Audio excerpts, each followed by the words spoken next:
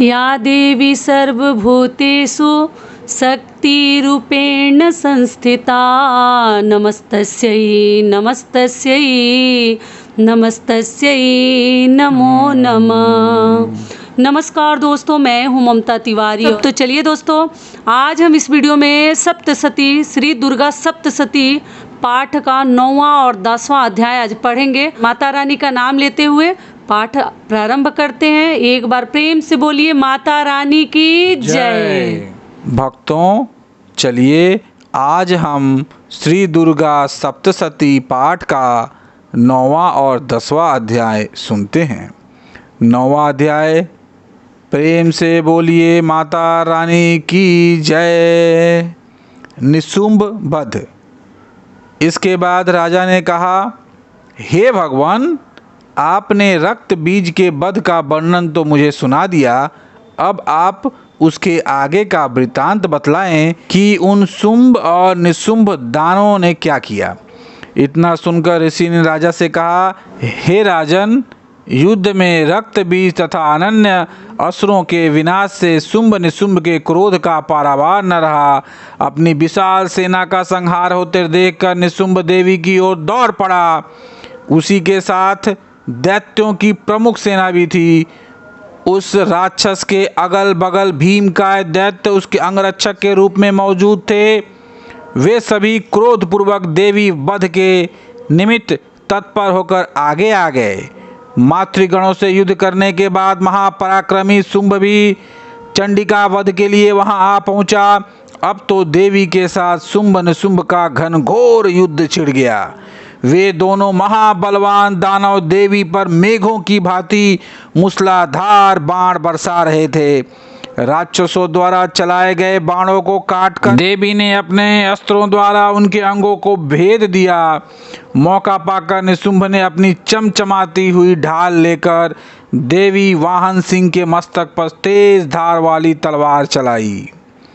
अपने वाहन सिंह के आहत होने पर छुरप्र नामक बाण के द्वारा देवी ने निशुंभ के तलवार को खंडित कर दिया तथा साथ ही अष्ट रजत जड़ित ढाल को भी टुकड़े टुकड़े करके गिरा दिया।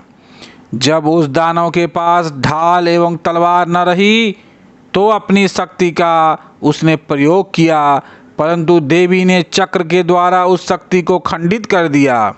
ऐसा देखकर निशुंभ ने क्रोध में आकर देवी वध के लिए अपना त्रिशूल संभाला, लेकिन देवी ने मुष्टिका प्रहार से ही उस त्रिशूल का खंडन कर दिया।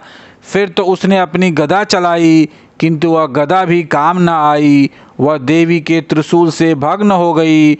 इतना होने पर भी वह महाकाय दानव देवी की ओर अपना फरसा उठाकर चल पड़ा।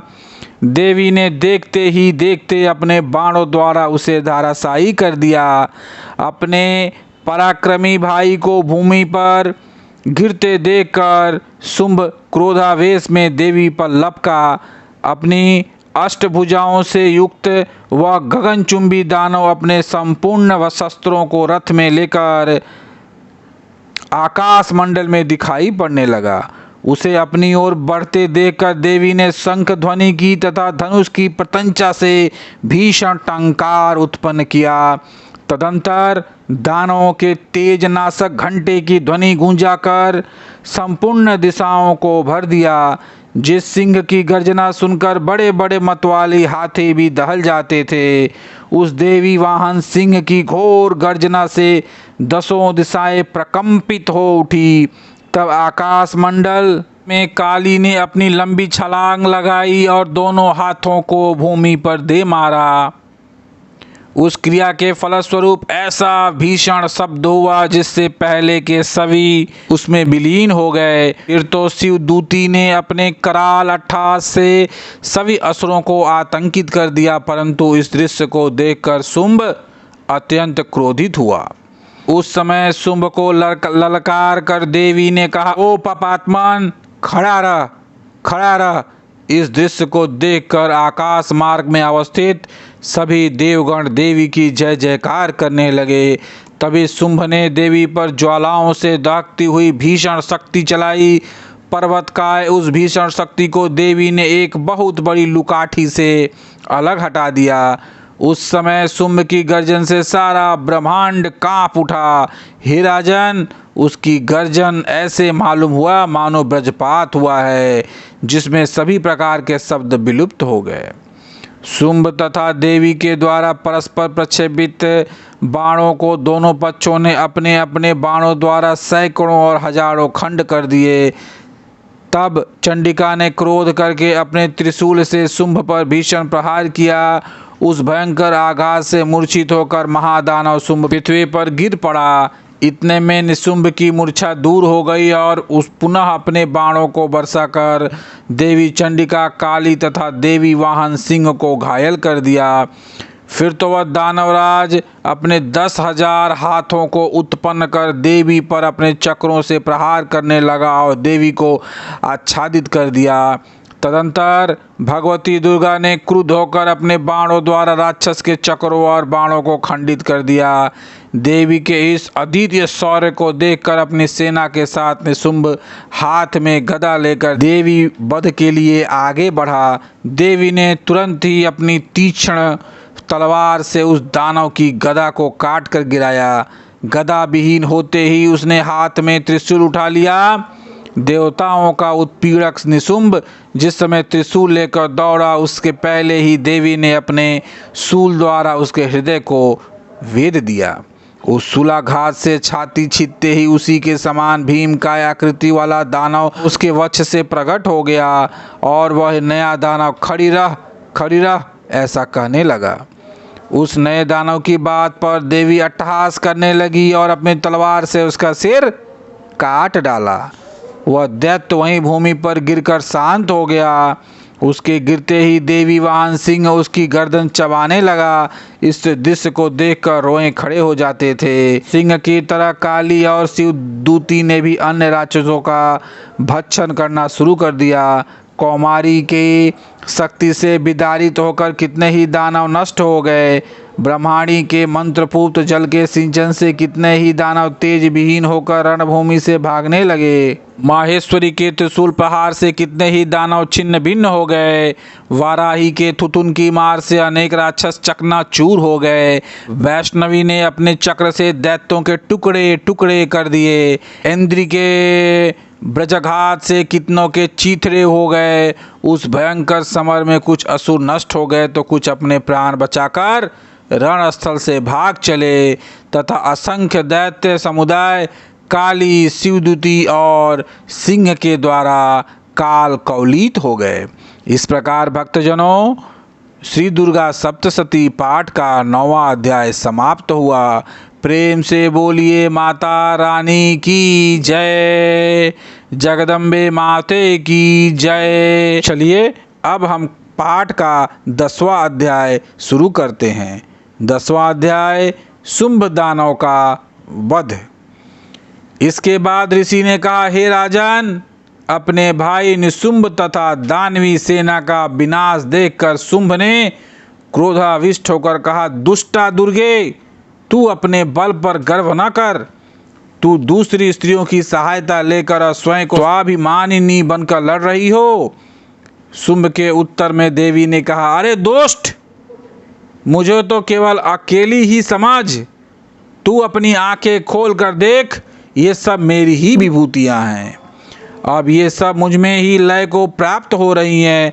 तत्पश्चात ब्राह्मणी आदि समग्र देवियां अंबिका देवी के शरीर में सन्निहित हो गईं। तब उस स्थान पर केवल अंबिका ही रह गई। देवी ने शुंभ दानव से कहा, मैं ही अपनी विभूतियों के अनेक रूपों से यहाँ प्रकट हुई थी। अब उन सभी रूपों को मैंने अपने में समेट लिया है। अब मैं अकेली रहकर ही तेरे साथ युद्ध करूँगी। अब तू युद्ध के लिए तैयार हो जा। ऋषि ने आगे कहना प्रारंभ किया। सभी उपस्थित देव दानवों के समक्ष शुंभ और देवी में द्वंद्व युद्ध शुरू हो गया। उन दोनों पक्षों का युद्ध तीक्ष्ण शस्त्रों के प्रहार तथा बाण वर्षा के द्वारा बहुत ही भयानक प्रतीत होने लगा। देवी द्वारा चलाए गए अनेक दिव्यास्त्रों को उस दानव ने अपने अस्त्रों द्वारा खंडित कर दिया। उसके साथ ही उत्तर में देवी ने भी शुंभ के अस्त्रों को अपने केवल हुंकार शब्द के उच्चारण से क्षण मात्र में ही काट गिराया। तब पुनः उस महादानव ने अपनी बाण बरसा कर देवी को ढक दिया। प्रत्युत्तर में देवी ने भी उसके धनुष को भंग कर दिया। धनुष के टूटते ही शुंभ ने हाथ में शक्ति उठा ली, किंतु देवी ने अपना चक्र चलाकर उस शक्ति को खंडित कर दिया। तब वह असुर सतचंद्रों के समान प्रकाशित ढाल और अपनी तलवार लेकर देवी पर झपट पड़ा। उसके आते ही देवी ने अपने तीक्ष्ण बाणों द्वारा उस दे दीप्यमान ढाल और तलवार को काट दिया। उस दैत्य के सारथी और अश्व भी काल के ग्रास बन गए। उसका धनुष तो पहले ही टूट चुका था। उसने अपने हाथ में भयंकर मुद्गर उठा लिया। उस मुद्गर को भी देवी ने अपने बाणों से काट दिया। शस्त्र रहित होकर वह दानव साहसपूर्वक मुक्का तान कर देवी की ओर झपट पड़ा। उस राक्षस ने मुष्टिका से देवी के वक्ष में आघात किया। तब उसके उत्तर में देवी ने उधर से एक थप्पड़ जमाया। देवी का थप्पड़ लगते ही वह महादानव भूमि पर गिर पड़ा, किंतु संभल कर वह पुनः उठा। उठते ही वह देवी पर एकाएक उछला और देवी को लेकर आकाश मार्ग में उड़ चला। आकाश में निराधार स्थित होकर देवी के साथ शुंभ का मल्ल युद्ध होने लगा। उनके इस अलौकिक युद्ध को देखकर सभी महर्षिगण आश्चर्यचकित हो उठे।